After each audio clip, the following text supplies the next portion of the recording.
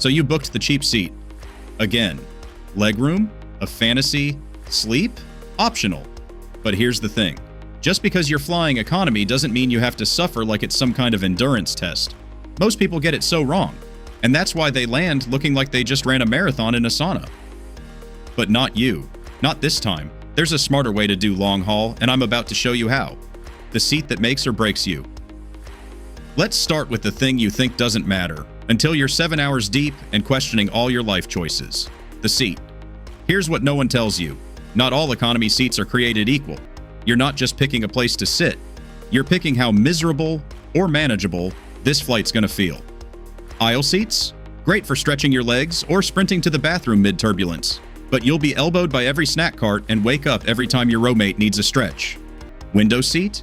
You get the wall to lean on, fewer interruptions, and honestly, some peace. The only catch? You're locked in.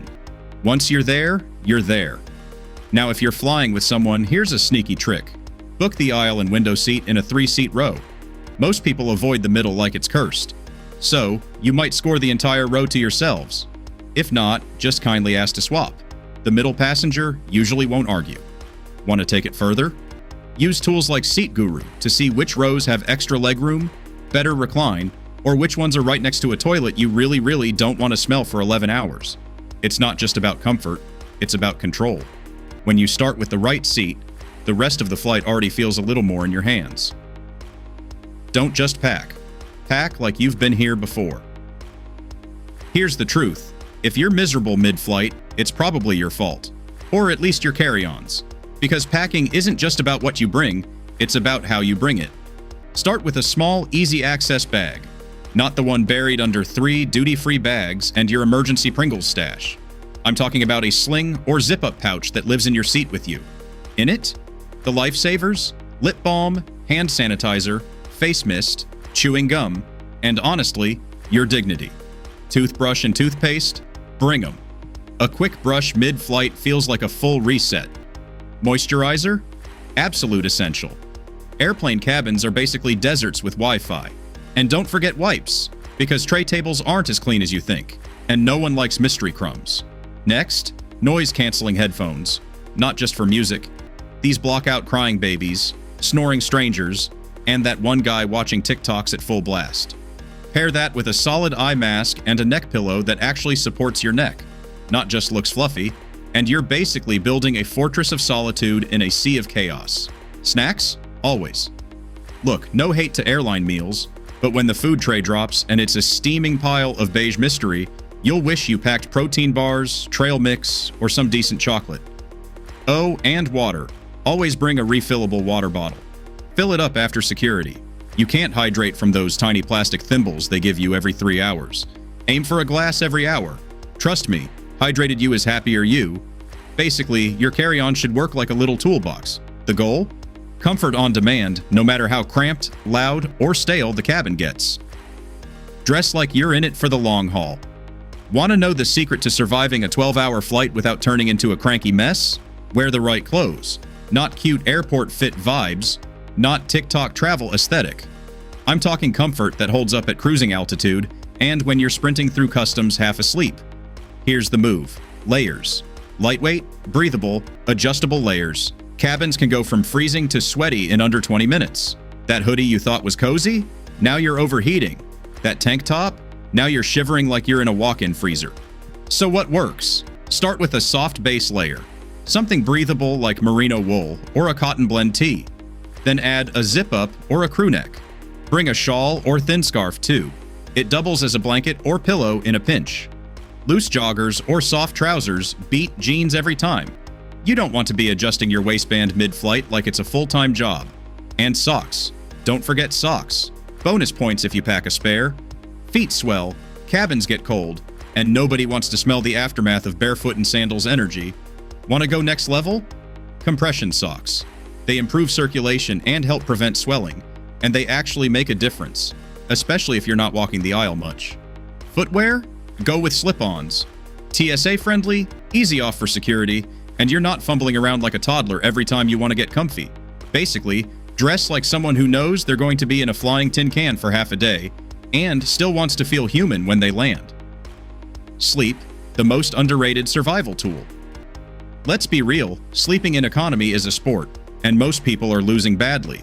Cramped seats, engine hum, people bumping you as they stumble to the lav. Yeah, it's not exactly peaceful, but that doesn't mean it's impossible. You just need to set yourself up like you're trying to win. First, build your sleep kit. Not optional.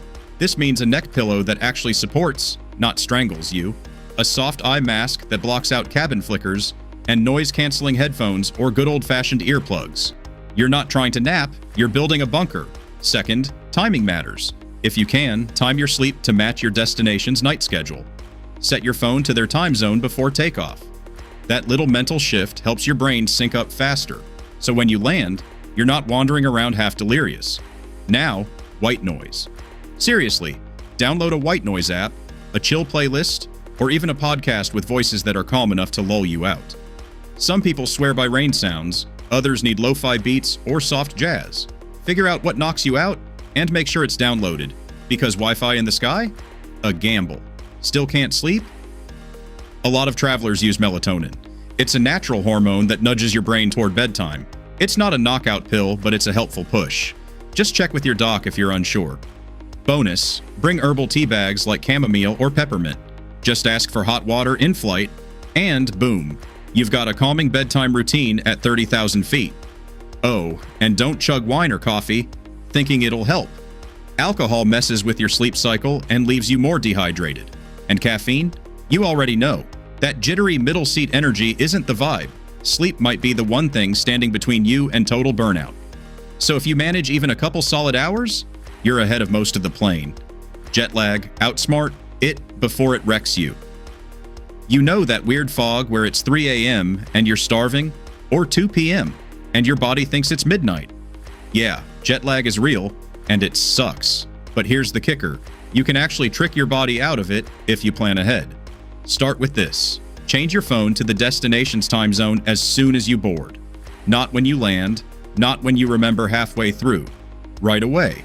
It gets your brain thinking, okay, we're here now, even if your body's still hurtling through different time zones. Second, start adjusting your sleep schedule a few days before your flight. If you're heading east, go to bed a little earlier. If you're flying west, push your bedtime later. Doesn't have to be extreme. An hour shift here and there makes a huge difference. Sunlight? It's your secret weapon. Once you land, get outside as soon as possible, even if you're tired. Natural light resets your circadian rhythm faster than any supplement or sleep hack ever could. Just 30 minutes of sunshine can work like a factory reset. Also, move your body. A light walk, stretching, even a short workout in your hotel room helps your system recalibrate. You don't have to hit the gym, you just need to signal to your body, hey, we're awake now. Oh, and hydrate like crazy. Jet lag loves dehydration. You land dry, cranky, bloated, and confused, and guess what? Your body needs water, not another airplane muffin. The goal here isn't to feel perfect the minute you land. It's to avoid that weird zombie zone where nothing feels real and your eyelids weigh 10 pounds. And when you land feeling okay instead of destroyed, that's a win.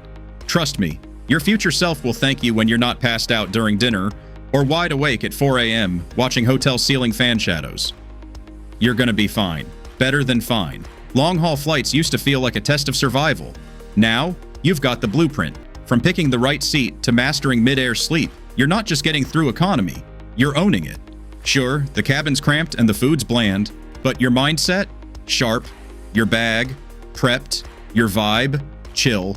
Here's the truth. Most people step off a long-haul flight looking and feeling wrecked. But you? You'll walk off with your water bottle in one hand, your playlist still going, and, if you followed all this, no jet lag in sight. It's not about turning economy into first class, it's about making the best out of what you've got, and knowing that the trip starts the moment you sit down, not when you land. So next time you hear someone complain about flying for 14 hours straight, just smile, because you know how to survive it. And honestly, you kind of know how to enjoy it too. If this helped even a little, pass it on. Share it with a friend who's always complaining about legroom, or packs like they're moving house. And hey, if you want more no-fluff travel tips that actually make a difference, hit that subscribe button. We've got more coming, and trust me, you won't want to wing it without them.